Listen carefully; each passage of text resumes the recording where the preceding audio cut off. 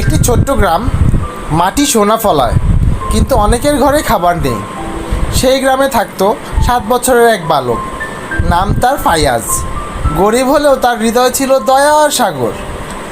একদিন ঈদের আগের বিকেলে ফায়াজ হাটে যাচ্ছিল।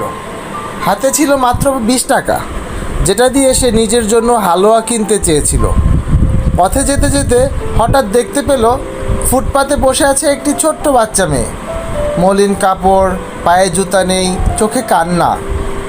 ফায়াজ তার সামনে গিয়ে জিজ্ঞেস করলো, তুমি কাঁদছো কেন?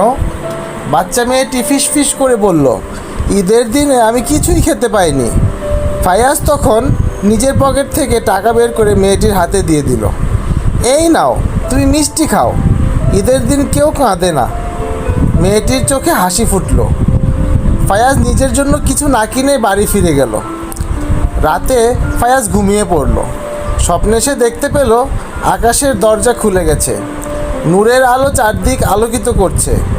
একজন ফেরেশতা বলছে, যে দয়া করে আল্লাহ তার উপর দয়া করেন। তুমি ছোট হলেও তোমার হৃদয় বড়, আল্লাহ তোমার এই দয়ার কাজ কবুল করেছেন।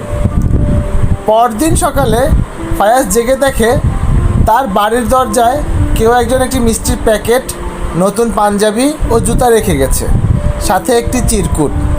আল্লাহ তার বান্দাদের জন্য সব কিছু রাখেন। তোমার দয়ার প্রতিদান এভাবেই ফিরে এসেছে।